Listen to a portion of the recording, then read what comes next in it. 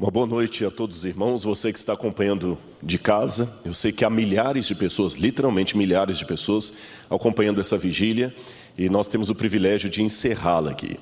Eu sei que já passaram excelentes oradores aqui, o pastor Reinaldo Siqueira, que é professor do NASP, também o pastor Benedito Muniz, falou também, e o pastor, depois do Benedito Muniz, o pastor Conrad também falou, não é isso? E o pastor Gilmar Batistotti também falaram aqui. Muito bem, irmãos, eu vou fechar essa fala sobre o santuário e sobre o julgamento, falando agora especificamente do julgamento no santuário, mas voltado ao livro do Apocalipse. É lógico que para cobrir tudo do Apocalipse, a gente teria que ficar aqui, não durante uma vigília, mas durante dias e dias. Mas nós vamos tentar dar um resumo para que você em casa possa acompanhar com a gente e possa pegar a sua Bíblia e estudar. Lembre, é uma vigília, é um tom espiritual que nós estamos dando, mas isto não retira dessas palestras que você está tendo também uma pitadinha de didática, de teologia. Então aproveite para ter esse curso de teologia gratuito com vários professores, e eu tenho a honra de encerrar aqui, tá bem?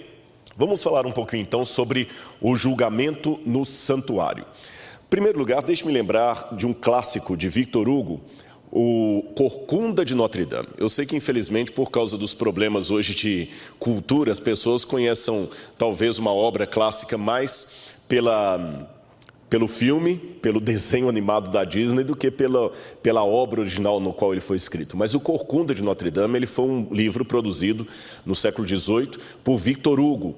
E quando Victor Hugo escreveu o Corcunda de Notre Dame, no século XIX, tem uma cena, uma palavra que sempre se repete no filme do Corcunda de Notre Dame, que me chama a atenção.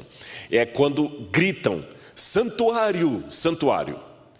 Para quem não conhece o resumo do livro de Victor Hugo, Corcunda de Notre Dame é uma história fictícia, porém ambientada na Europa, na França, e havia uma mulher que teve à luz a uma criança, e eles iriam matar essa mulher, e acabaram até pegando um embrulho que estava na mão dela, pensando que era apenas um pacote qualquer, e viram que era uma criança corcunda, deformada. E eles não mataram a criança, mas deram a criança para que o pároco pudesse criar aquela criança. Ele aceitou fazer isso com a condição que aquela criança, por ter uma aparência horrível, jamais abandonasse a torre da igreja de Notre Dame. A igreja que foi incendiada há pouco tempo agora, e os franceses estão reconstruindo. E tem vários momentos ali da cena que você vê, por exemplo, o Claude Frollo, ele vai tentar pegar uma cigana e ela corre para a igreja e grita, santuário. Um determinado momento, o próprio Corcunda pega uma mulher, leva até o alto da torre e grita, santuário. Em outras palavras, o santuário era o lugar de refúgio para você não ser julgado de maneira injusta. Por isso que eu dei essa introdução aqui de quebra-gelo. O santuário no passado era visto de uma maneira protecional, judicialmente falando. Só que hoje, convenhamos, no século XXI, a ideia de comparecer perante um tribunal, seja em que papel for, não nos parece agradável, principalmente se estamos na condição de acusados de algum crime. E as pessoas realmente, talvez em razão disso, não queiram muito comparecer perante um tribunal, seja em que situação for.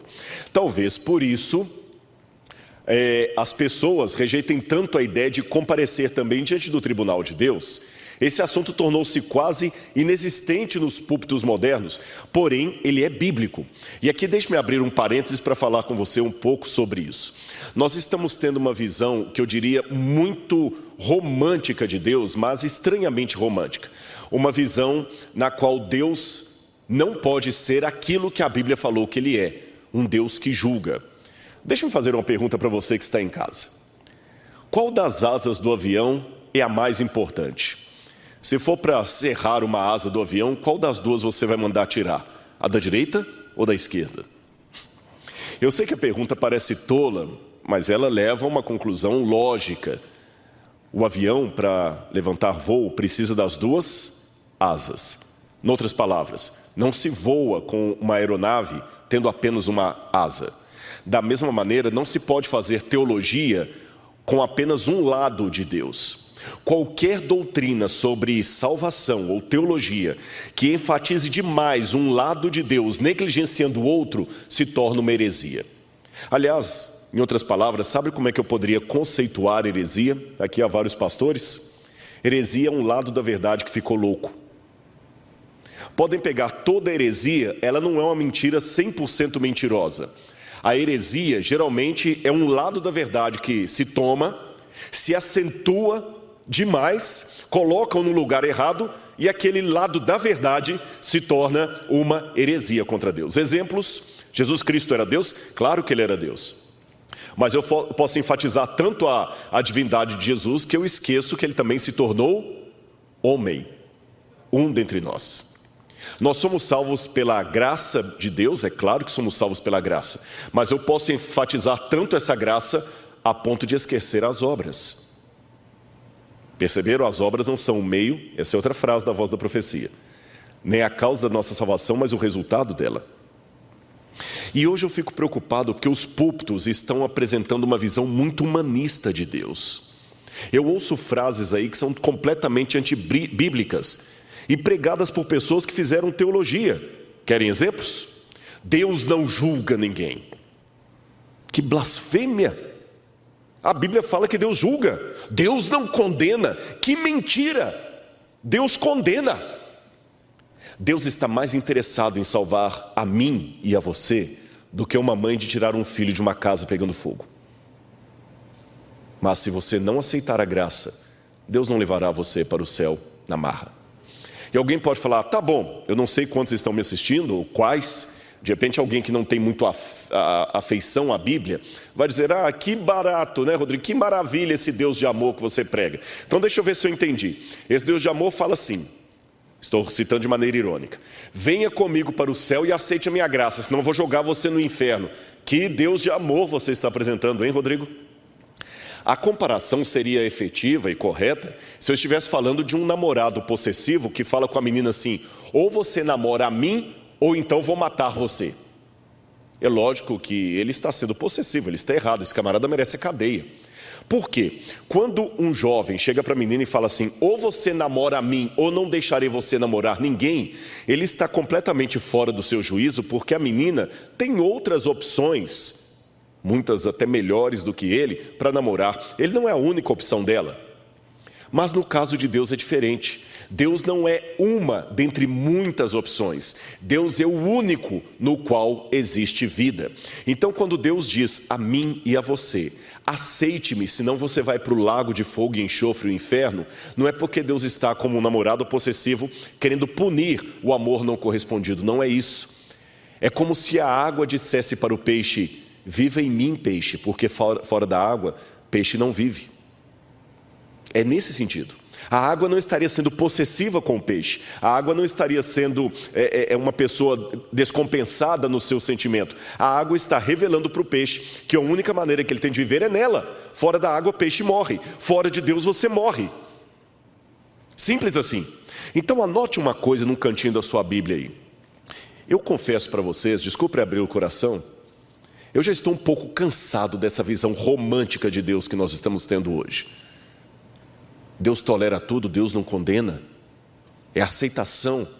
Você já percebeu que muitos desses pregadores que falam tanto do amor de Deus não falam sobre santificação? Deus ama, Deus aceita, Deus acolhe. Mas onde é que está a parte da santificação? Onde é que está a parte do temor do Senhor?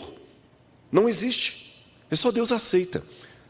Deus parece até, nessa conjuntura, um namorado daqueles bobos que fica rastejando atrás da menina que não quer nada por ele, ele até corta os pulsos porque ela rejeitou o namoro. Ora, Deus ama você mais do que qualquer pessoa, mas saiba, meu amigo, minha amiga, se você rejeitar o amor de Deus, Ele não vai cortar os pulsos por sua causa. Deus não é um adolescente descompensado no primeiro amor que acha que não tem mais vida sem a amada dele. Deus ama você, mas Deus sobrevive à sua rejeição. Então, por que rejeitar? Tá bom, e já que eu falei de julgamento, de um Deus que julga, como é que eu posso correlacionar isso com o amor de Deus, que é grandioso? E nesta noite eu vou mostrar para você como o juízo de Deus no livro do Apocalipse, no santuário, revela tanto o amor de Deus. Quer ver? Você que está em casa, pegue sua Bíblia. Corra, pegue sua Bíblia e leia comigo. Eu quero ler duas passagens com você. Vamos ler primeiro Eclesiastes capítulo 12, versículos 13 e 14. Um versículo que infelizmente tem desaparecido de muitos púlpitos. Como eu falei, só fala do Deus que ama, que tolera, que não julga ninguém. Mas vamos ao que diz Eclesiastes capítulo 12, versículos 13 em diante. 13 e 14. Pegou sua Bíblia aí? Não? Pega a Bíblia. Não fica só ouvindo, não. E se eu estiver mentindo para você? Pega a Bíblia correndo, vai lá. Eu te dou 30 segundos. Vai lá, busca a sua Bíblia. Eu quero ouvir aquele barulho assim, ó. E se você for mais sofisticado, tudo bem, pode baixar um aplicativo da Bíblia. É porque eu imagino que alguns estão assistindo no seu telefone, então não tem como baixar a Bíblia aqui. Mas se tiver, pegue a Bíblia, acompanhe. Acostume a acompanhar a pregação lendo a Bíblia. Vamos lá então. Eclesiastes capítulo 12, estou supondo que você já pegou sua Bíblia. Versículos 13 e 14 diz assim: de tudo o que se ouviu, a conclusão é esta: tema a Deus e guarde os seus mandamentos, porque isso é o dever de cada pessoa. Porque Deus há de trazer a juízo a todas as obras, até as que estão escondidas, quer sejam boas, quer sejam más. E dentre os outros muitos versículos que eu poderia ler para você, eu quero acentuar um de Apocalipse, capítulo 14, versículo 7, que aliás é uma das principais mensagens que a igreja tem que pregar hoje. Apocalipse 14, versículo 7. Quando alguém disser para você: a bandeira da igreja tem que ser o direito da mulher, a bandeira da igreja tem que ser o direito do negro, a bandeira da igreja tem que ser as causas sociais, peça essa pessoa gentilmente para procurar ler a Bíblia.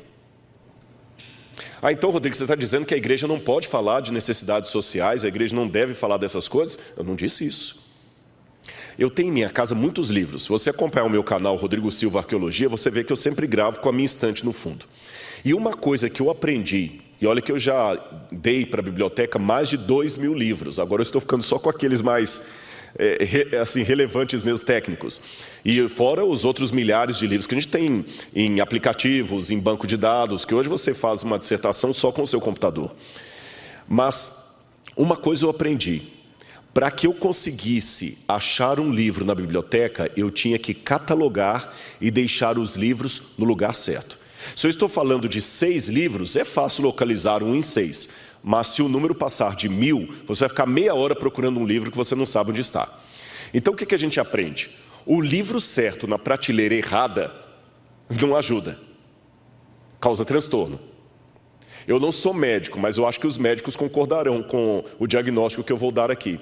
O remédio correto para a doença errada se torna um veneno. Mesmo o remédio correto para a doença correta, na dose errada, também pode ser um veneno. A diferença entre um veneno e um remédio é apenas uma questão de dosagem e tomá-lo numa situação em que não deve ser tomada. Perceberam? Então é assim que eu falo com alguns temas que nós estamos colocando hoje. É lógico que eles são legítimos. Devemos buscar as pautas sociais, devemos falar do amor de Deus, devemos falar da aceitação, devemos falar da inclusão. Mas esses temas certos, no lugar errado e na ênfase errada, eles obliteram o que deve ser colocado em primeiro lugar. Esse é o ponto. Não é questão de tudo ou nada. Não significa que a partir do momento que eu digo isso aqui, eu estou dizendo que a igreja não tem que falar de pautas sociais, não estou dizendo que a igreja não tem que falar dessas coisas, não é nada disso. Eu estou apenas dizendo que nós não podemos falar disto sem esquecer aquilo que realmente Deus pediu para darmos o assento nos últimos tempos. As 3 mensagens angélicas de Apocalipse 14. E eu vou chamar a sua atenção agora para o verso 7, que diz o que muita gente hoje não quer escutar. Assim diz na minha tradução. Vou ler o verso 6 também. Vi outro anjo voando pelo meio do céu, tendo um evangelho eterno para pregar aos que habitam na terra, e a cada nação, tribo, língua e povo, dizendo em alta voz: temam a Deus e deem glória a Ele, porque é chegada a hora em que Ele vai julgar e adorem aquele que fez o céu, a terra, o mar e as fontes das águas. Como acadêmico, eu digo para os irmãos que esse texto me traz 2 problemas sociais. Um deles é que eu tenho que admitir para a academia que eu sou criacionista. E isso hoje é quase um suicídio intelectual. Um arqueólogo admitindo que acredita na criação e na literalidade do Gênesis já é o suficiente para muita gente falar: esse cara é louco, como é que deram um título de doutorado para esse cara? Eu tomo paulada às vezes do secularizado até falar chega, porque eu sou criacionista. E tomo paulada de muitos religiosos também, porque eu falo que Deus julga e que temos que acentuar que vem o julgamento de Deus. E as pessoas não querem isso. Eles querem a filosofia de almanaque, aquela filosofia que eu posso ir em qualquer programa de televisão e eu vou ser bem-vindo ali, e olha que eu já fui a vários. Só fala de amor, de aceitação, mas você não fala da ética, da santidade. A Bíblia fala de juízo, e temos que enfatizar isso, irmãos, está na Bíblia. Bom, aliás, uma pergunta: qual foi a última vez que você ouviu um sermão na sua igreja sobre Apocalipse 14? Pena que eu não tenho as respostas numa enquete, mas eu gostaria de saber. Quantos estão conosco agora, pastor, nos assistindo?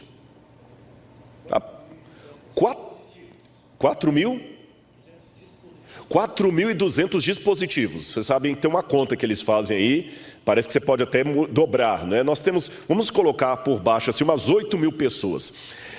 Eu gostaria de saber dessas 8.000 que frequentam a igreja, qual foi a última vez que você ouviu um sermão sobre Apocalipse 14? Qual foi a última vez que você estudou Apocalipse 14? As 3 mensagens angélicas. E quantos sermões você ouviu de amor, de aceitação e de não julgamento? Repito, tema certo, na ênfase errada, vira heresia. Heresia é um lado da verdade que ficou louco. Eu não discordo do gnóstico quando ele fala que Jesus era Deus. O problema é que ele nega que Jesus foi homem. Perceberam? Bom, continuando aqui na minha análise, vamos ver um pouquinho sobre o juízo no púlpito. Eu já falei com vocês, né? Teve um sermão muito famoso, pregado em 1741, chamado Pecadores nas Mãos de um Deus Irado. Esse foi pregado por Jonathan Edwards. Ele pregou esse sermão baseado num texto da Bíblia de Deuteronômio 32, 35. E a história, esse é um dos mais famosos sermões, que quando Jonathan Edwards falou com o pessoal sobre os pecadores nas mãos de um Deus irado, ele começou a falar do juízo e enfatizar o lago de fogo e enxofre, de tal maneira que dizem os historiadores que as pessoas se agarravam nos bancos da igreja com medo do buraco abrir e eles serem engolidos. Eu não vou falar que eu concordo 100% com aquele tipo de abordagem de Jonathan Edwards, que era uma abordagem muito do medo, do pânico, do terror, enfatizava muito medo. Mas será que nós não caímos hoje num outro extremo? Um extremo em que nós não tememos a Deus nem o seu juízo? Hoje, se Jonathan Edwards ressuscitasse e pregasse o mesmo sermão, muita gente ia falar que ele era apenas um fanático, um alarmista, um teórico da conspiração. Não se resolve um extremo com o outro. Não se resolve um extremo com o outro. Tá certo? Vamos falar então de uma maneira equilibrada sobre o juízo dentro do Apocalipse. Chama minha atenção que, olha esse dado que eu peguei aqui do jornal The Guardian.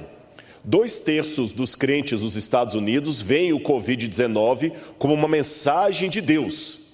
Ou seja, mesmo numa sociedade secularizada como a que vivemos, o Covid ainda foi interpretado por 2/3 dos norte-americanos religiosos e não religiosos, eles fizeram uma pesquisa geral, como sendo um alerta de Deus. Agora, outras pesquisas me chamaram a atenção, especialmente feitas pelo Instituto Gallup, e mostrou um abismo entre o céu e o inferno. Foi feita pesquisa desse jeito na Europa, em países da Europa, nos Estados Unidos e no Canadá. E de maneira mais ou menos uniforme, sabe o que as pesquisas revelaram? Olha lá. O inferno é um auditório pela metade, escreveu o poeta Robert Frost. Só que em muitos países do mundo ocidental, inclusive secularizados, a lacuna entre os crentes do céu e do inferno é mais como um abismo. Por exemplo, uma pesquisa do Instituto Gallup revelou que mais da metade dos entrevistados achava que existe um paraíso. Porém, menos de 1/3 reconhecia a existência do inferno. Raciocine comigo. Se eu estou fazendo uma pesquisa e 50 pessoas falam, eu acredito no céu, eu supunha encontrar pelo menos outros 50 que diziam, eu acredito no inferno. Mas eu estou encontrando uma maioria que acredita no céu, desproporcional a uma minoria que acredita no inferno. E quando eu digo inferno aqui, não importa se é o inferno imediatamente após a morte para alguns, se é o lago de fogo e enxofre depois do juízo, que é entendimento adventista, não importa. O fato é, você acredita que existe um inferno? Vocês perceberam o que esses dados nos revelam? Revelam que as pessoas não estão mais com medo do juízo de Deus. Mesmo que quando vem uma praga como o Covid, todo mundo acha que é um sinal dele. Aí todo mundo fica meio apavorado. Mas esfria o susto do Covid, todo mundo acredita no céu, mas não acredita no inferno. Deus é bonzinho demais para punir alguém. Que frase diabólica. Vamos ver então o juízo na Bíblia. O julgamento de Deus é descrito na Bíblia como um processo, não apenas como um veredicto. Isso é importante no Apocalipse. Por exemplo, Pedro fala do tempo de começar o julgamento pela casa de Deus, 1 Pedro 4,17. O julgamento, portanto, é um processo de avaliação que começa por aqueles que fazem parte da igreja de Deus, a casa de Deus. Em última instância, esta avaliação leva a um veredicto. Aí vamos ao Apocalipse. Apocalipse, capítulo 11, versículo 1 e 2. Abra a sua Bíblia comigo, você está em casa, e acompanhe. Olha o que foi dito a João. Foi-me dado um caniço semelhante a uma vara, e também me foi dito, levanta-te, vá medir o santuário de Deus, o altar, os que adoram no santuário. Mas deixe de lado o átrio exterior do santuário, não o meça, porque esse átrio foi dado aos gentios, que por 42 meses pisarão a cidade santa. Bom, tem várias perguntas que a gente faz aqui nesse texto. Primeiro, o que significa esse ato de medir o santuário de Deus? Por que Deus deu uma vara para João e fala, agora mede o santuário, e mede assim, mede o altar, mede o templo, mede os que nele habitam.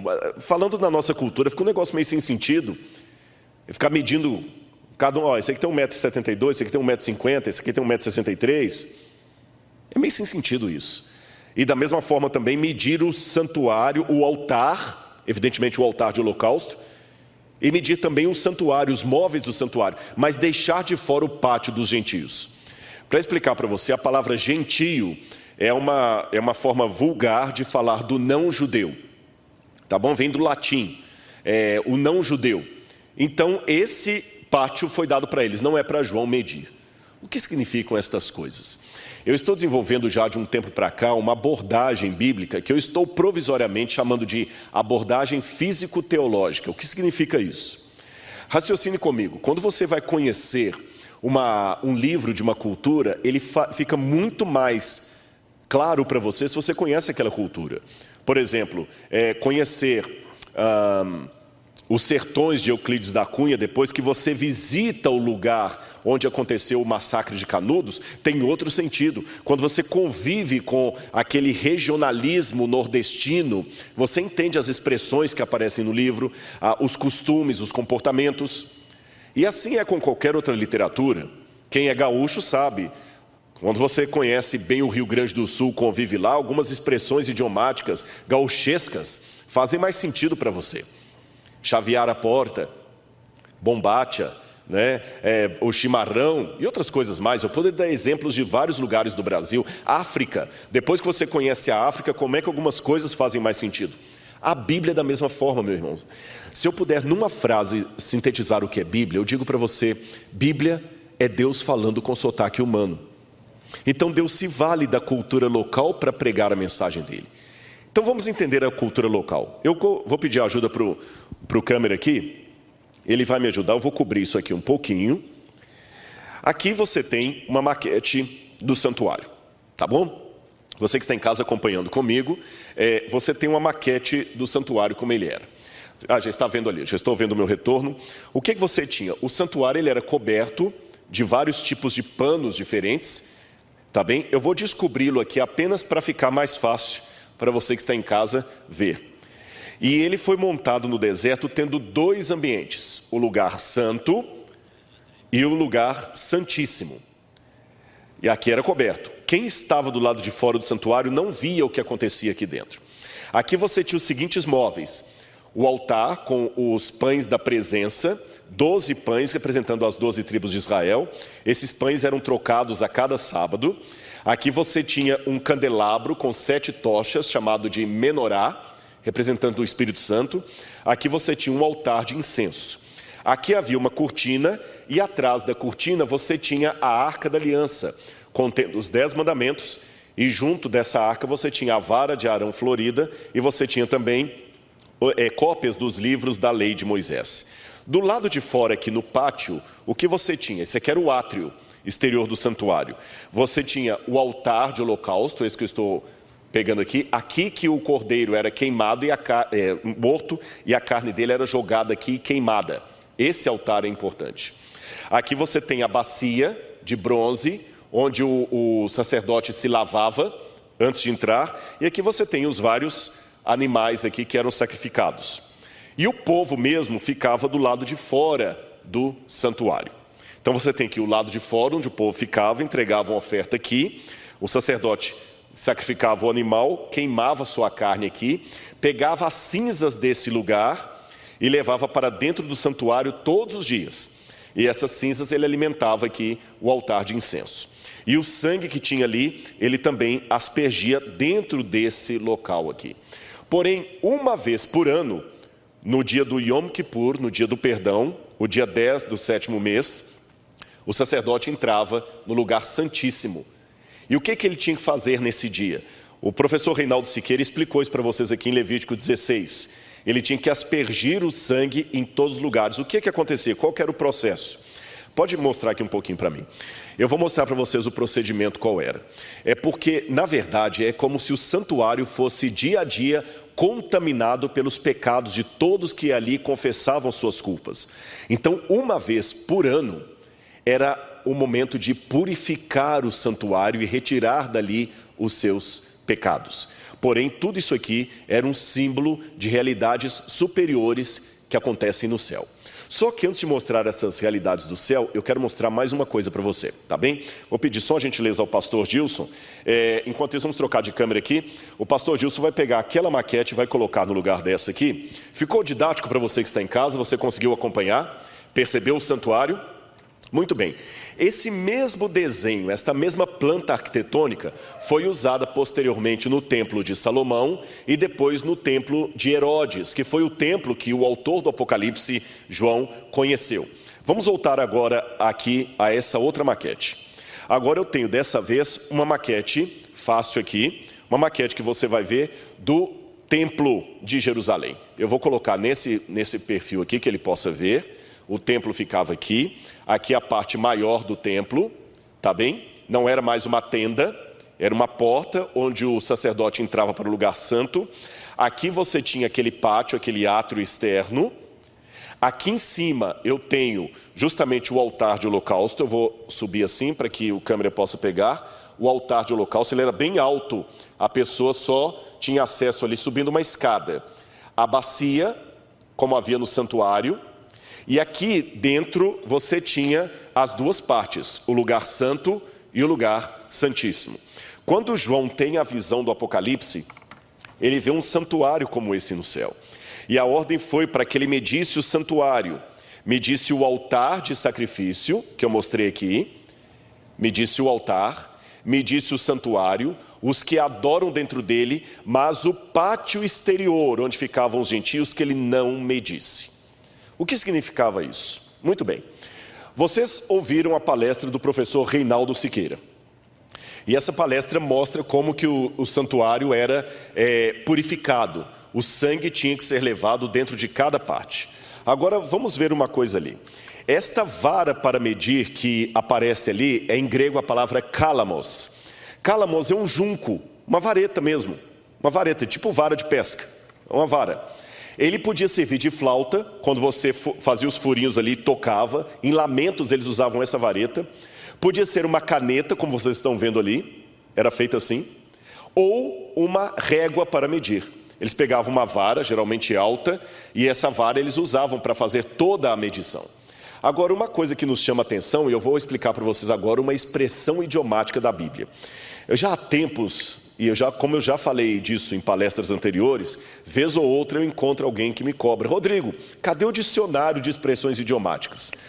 Desculpe, irmãos, eu vou tentar ainda terminá-lo. É porque um dicionário não é uma coisa tão simples de se escrever. E a gente sempre publica um livro, mas esse dicionário é um dicionário que eu quero fazer de expressões idiomáticas da Bíblia. Eu vou explicar para você. Se eu dissesse aqui, gente, hoje eu estou morto de cansado, certamente isso não causaria nenhuma consternação em nenhum dos milhares que estão nos assistindo. Mas se daqui a 2000 anos a minha palavra virar Bíblia, ia confundir muita gente. Como é que um morto se cansa? Então eu tenho que entender algumas expressões idiomáticas que aparecem na Bíblia. E na Bíblia, a palavra medir algo ou alguém é uma expressão idiomática também para julgar uma pessoa. Quer ver isso na Bíblia? Abra a Bíblia comigo no livro de Mateus, capítulo 7, versículos 1 e 2. Mateus, capítulo 7, versículos 1 e 2. Não julguem para... Mateus 7, 1 e 2. Não julguem para que vocês não sejam julgados, pois o critério com que vocês julgarem, vocês serão julgados. E com a medida que vocês tiverem medido, vocês serão medidos. Deixa eu explicar para você uma coisa sobre a poesia hebraica. Olha aqui para mim. Nós hoje temos uma ideia de poesia como sendo rima, métrica ou até romance. A métrica é questionada se ela tem na Bíblia ou não. Vou deixar isso aí para os especialistas na área de hebraico. Mas, de qualquer maneira, a poesia na Bíblia não tem um sentido apenas romântico. É de facilitar a memorização. Por exemplo, se eu estou dando o meu discurso aqui, estou falando em prosa, ele tem a sua importância. Mas se eu parasse aqui em hebraico, hebraico bíblico, e falasse em poesia, todo mundo, isso é importante. Porque a poesia era um acento. Por exemplo, o livro de Daniel, quando fala das coisas da terra, fala em prosa. Quando fala das coisas do céu, fala em poesia. E qual a característica da poesia bíblica, da poesia hebraica? Ela tem paralelismo de ideias. É como se eu dissesse assim: a menina era bonita e inteligente. Uma garota charmosa e esperta. Perceberam? Eu falei a mesma coisa com palavras diferentes. Menina, garota. Charmosa, bonita. Inteligente, esperta. Isso era usado nos Salmos. Depois você pega o Salmo 2 para você ver. Você vai lendo o Salmo, sempre tem paralelismo de ideias. Limpa-me, Senhor, purifica-me. Presta atenção nos Salmos, vários deles. E Jesus estava dando a sua palestra quando de repente ele falou em poesia. Não julguem para não serem julgados, porque a medida que vocês medirem, medirão a vocês também. Vamos a outra passagem? 2 Coríntios, capítulo 10, versículo 12. 2 Coríntios, capítulo 10, versículo 12. Na minha tradução diz assim: por isso, aquele que pense estar em pé... Não, 2 Coríntios, perdão, eu acabei lendo primeiro aqui. 2 Coríntios 10, verso 12. Na minha tradução diz assim: porque não ousamos nos classificar ou comparar com alguns que louvam a si mesmos, mas eles, medindo-se consigo mesmos e comparando-se consigo mesmos, revelam falta de entendimento. A palavra aqui para medir é metreo, que é a mesma palavra que aparece no Evangelho de Mateus lá, e em Apocalipse, onde vem a palavra metro. Então aqueles que medem a si mesmo, ou seja, eles julgam a si mesmo, fazem-se de juízes para si mesmo, em causa própria. Entendeu o sentido de medir? Ficou claro para você acompanhar em casa? Então no Apocalipse, quando Deus dá uma vara para João e fala, meça a cidade, Deus está falando, está na hora de fazer o julgamento.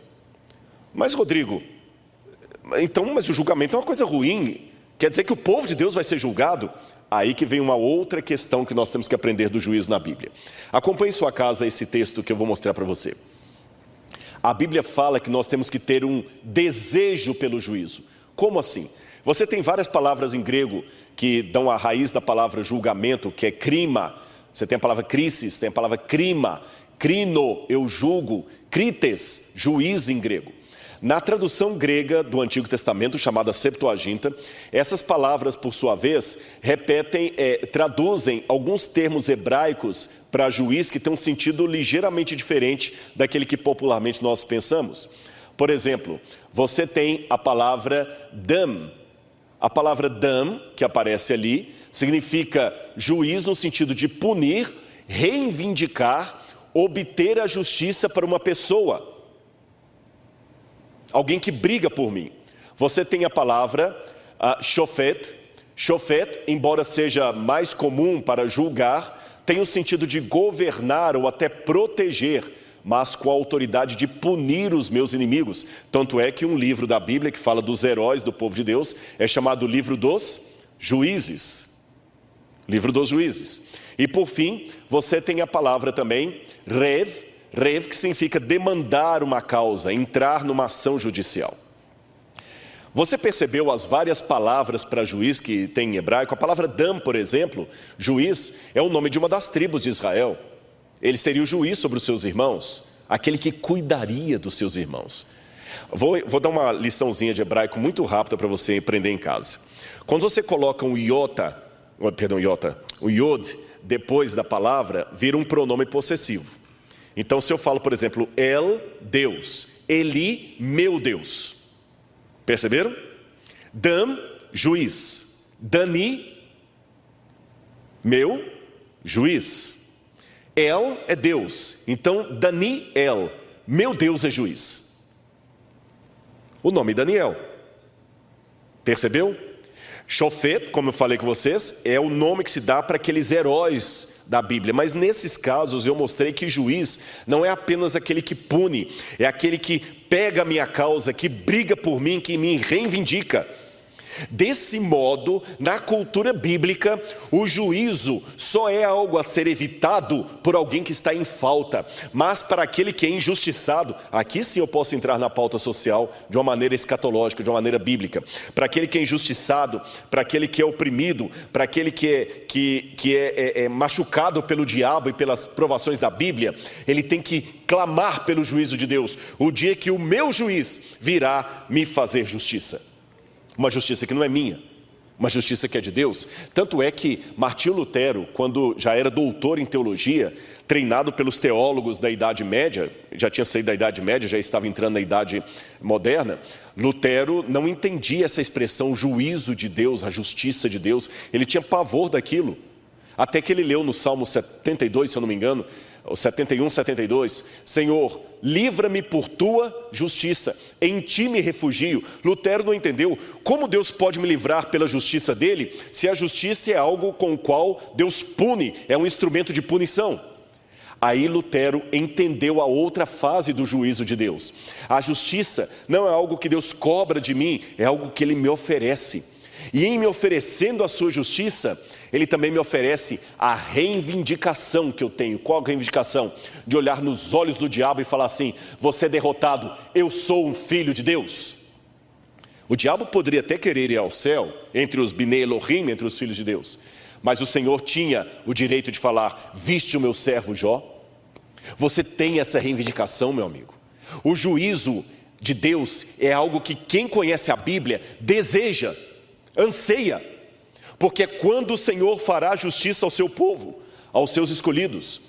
Rodrigo, tudo bem, então é nesse sentido que João mede os santuários que nele adoram, exatamente nesse sentido. Eles estão ansiando pelo juízo de Deus, pela proteção de Deus, pela justificação determinante de Deus. E isto coincide muito com o dia da expiação que você ouviu aqui na palestra do professor Reinaldo. Porque em Levítico 16 fala do dia da expiação. Ele explicou aqui, eu estava assistindo do hotel, que ele colocava 7 vezes o sangue em cada uma das partes. E se você olhar na sua Bíblia lá em Levítico, você vai ver que primeiro era purificado o altar de sacrifício, depois o santuário e as próprias pessoas. É o mesmo esquema que eu tenho no Apocalipse. Mede primeiro o altar, aquele altar de fora, mede também o santuário e os que adoram dentro dele. E por que não medir o pátio? Olha aí na sua tela, você vai ver. João mede o santuário e o altar, já falei que isso é justamente o que acontecia. Em Ezequiel 40 também fala do dia da expiação, quando o santuário era purificado, mas ele não mede o pátio porque ali estão aqueles que não aceitaram a graça de Deus, aqueles que não estarão dentro da reivindicação de Deus, aqueles que por conta própria quiseram o juízo. Olha o que diz Ezequiel 44, verso 9. Olha na sua casa aí. Assim diz o Senhor Deus: nenhum estrangeiro, incircunciso de coração, nem incircunciso de carne, entrará no meu santuário por qualquer estrangeiro que esteja entre os filhos de Israel. Eu quero mostrar rapidamente para você a cena do que o profeta Ezequiel viu quando Deus deu uma visão para ele semelhante à de João, mandando que ele medisse o santuário. Veja aí na sua casa. O que Ezequiel viu foi mais ou menos isso. Depois você pode ler com calma Ezequiel capítulo 40 na sua Bíblia, que lá fala exatamente qual foi a ordem que o profeta Ezequiel teve de medir o santuário de Deus. No livro de Ezequiel capítulo 40 diz: no 25º ano do nosso exílio, no princípio do ano do 10º dia do 4º mês, 14 anos depois da queda da cidade de Jerusalém, nesse mesmo dia veio a mim a mão do Senhor e ele me levou para lá. Em visões Deus me levou à terra de Israel, me pôs sobre um alto monte, sobre o qual havia uma estrutura da cidade para o lado sul. Ele me levou para lá e vi um homem com aparência como de bronze. Estava em pé junto ao portão e tinha na mão um cordel de linho e uma cana para medir. O homem me disse: filho do homem, veja com os próprios olhos, ouça com os próprios ouvidos, preste atenção em tudo que vou lhe mostrar, porque para isso você foi trazido aqui. Anuncie à casa de Israel tudo o que você está vendo. Ezequiel viu o santuário medido. Eu não tive a visão de Ezequiel, mas eu posso chamar a sua atenção hoje como profeta. Eu anuncio para você, o julgamento de Deus vai chegar. E o que João vê ali no Apocalipse, portanto, é uma forma escatológica do dia da expiação. Se é escatológico, não pode acontecer no santuário da terra. E nós aprendemos no livro de Hebreus, que também foi explanado aqui pelo pastor Batistotti, se eu não estiver enganado, que há um santuário no céu. Note, a Bíblia não fala que o céu é um santuário, o céu tem um santuário. Portanto, nesse santuário existe a purificação dos nossos pecados. E Cristo já está passando para os momentos finais da história desse mundo. Então eu quero terminar aqui a minha fala contando uma historinha para você. Eu quero contar uma história, depois vou falar de uma palavrinha e o quarteto vai cantar para nós aqui. Você está com receio do julgamento de Deus? Você ainda tem medo do lago de fogo e enxofre? Você talvez está preferindo aquela visão romântica que Deus não pune, não condena? Eu espero que a mensagem dessa noite tenha mostrado para você uma outra faceta do julgamento de Deus. O julgamento em que Deus nos reivindica. A palavra reivindicar vem de julgamento. Nos apropriar daquilo que é seu. Deus vai nos apropriar novamente para Ele. Sabe por quê? Cristo com seu sangue pagou a dívida que havia contra nós. Ele morreu por nós na cruz do Calvário. Mas Ele ainda não voltou para tomar o reino. Ainda há desastres, guerras, traições, pânico, medo, desgraças. Mas quando Ele vier para reclamar o que é seu, aí, meus irmãos, não precisaremos ter medo de nada. E talvez uma parábola ilustre isso para você. Uma vez, na época do Far West, um jovem foi acusado de um crime. Ele, numa briga de bar, matou um outro homem porque estava bêbado. E naquela época, você sabe, as pessoas eram enforcadas. Só que muita gente conhecia aquele rapaz e resolveram apelar ao governador da cidade para que não enforcasse aquele rapaz. O governador aceitou o apelo, só que ele queria saber a quem que ele estaria dando a liberdade. O governador, então, escreveu uma carta anulando a sentença de morte daquele jovem, colocou dentro de uma Bíblia, vestiu-se de religioso, colocou um clergyman e foi até a cadeia. Quando o governador, disfarçado de religioso, chegou com a Bíblia na cadeia, que cena triste. O jovem começou a gritar atrás das grades e falar assim: vai embora daqui, suma, eu cuspo em você, se você vier aqui eu bato em você. E o governador, disfarçado de religioso, falou: não, meu jovem, por favor, deixe-me falar com você, tem algo muito importante para você aqui dentro. Não quero saber do que tem nesse livro. E cuspia, e xingava, e blasfemava. O governador ainda tentou aproximar ele: se vier aqui eu te ataco, e joga esse livro, leve esse livro embora. Ele falou: não, fique então com o livro, não quero saber. O governador então saiu. E logo depois o carcereiro chegou para aquele jovem e falou assim: você é louco, sabe o que você fez? Você mandou embora a sua chance de ser liberto. Aquele não era um religioso, ele era o governador do estado. E naquele livro, naquela Bíblia que você cuspiu, estava a sua carta de remissão. No dia da sentença, aquele jovem foi colocado no cadafalso e deram-lhe a oportunidade de falar umas últimas palavras. E ele falou para todos os que estavam ali, especialmente os mais jovens: eu serei morto daqui a pouco, mas eu não vou morrer por causa do crime que eu cometi.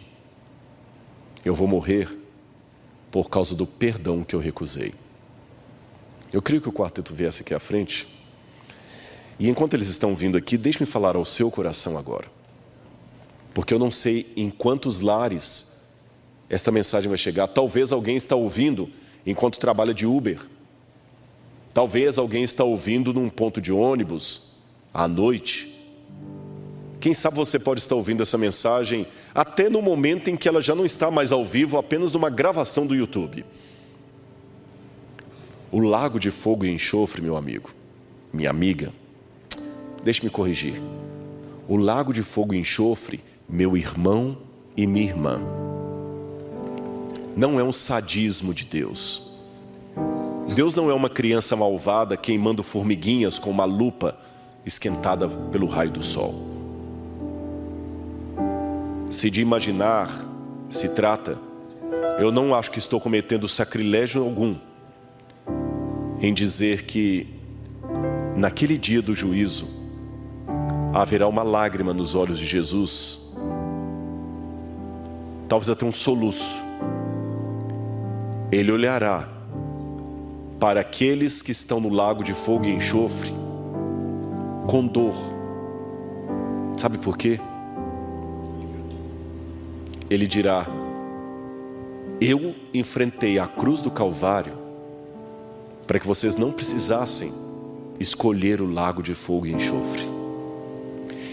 Eu enfrentei o inferno, porque independente do entendimento que você tem por inferno, eu acho que eu posso colocar uma frase que harmoniza todas as ideias teológicas sobre o inferno, por mais divergentes que sejam.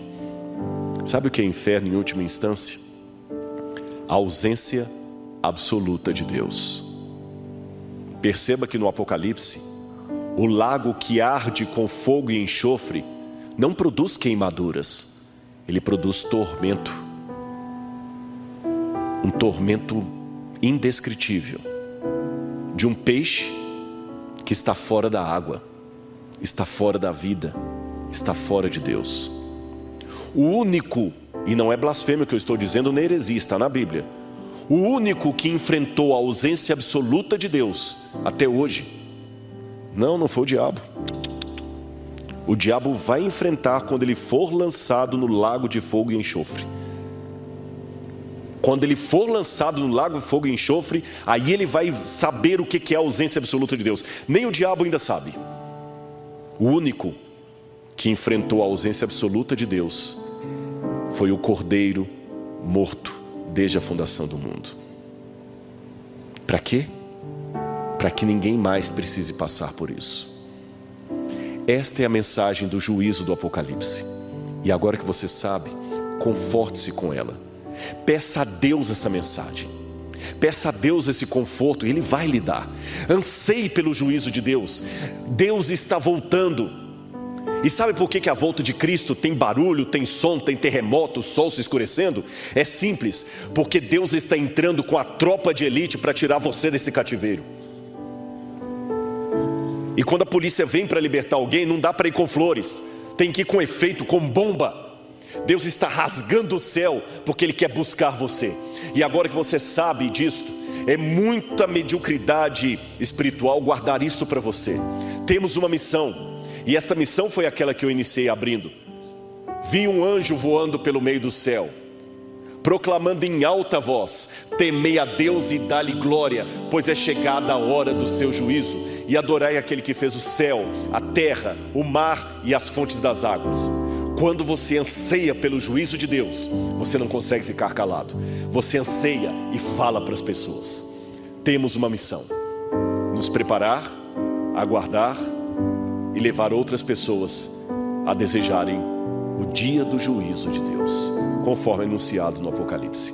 Preste atenção nessa música que o quarteto vai cantar nesse momento.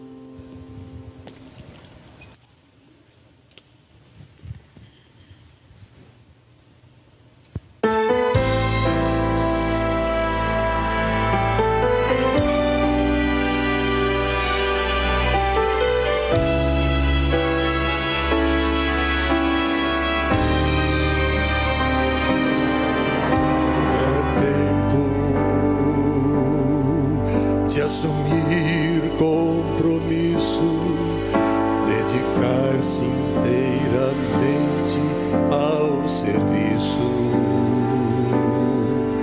O mundo perece por falta de fé, já se perdeu a esperança.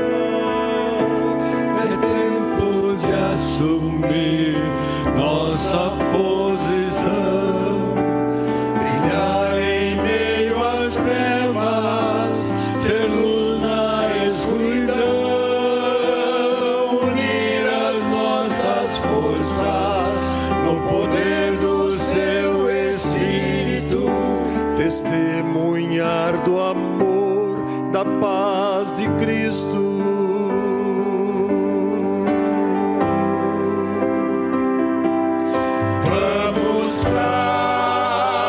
Trabalhar integrados na missão de levar Jesus a cada coração, e assim vivendo em comunhão com os servos e discípulos, proclamemos seu amor e salvação.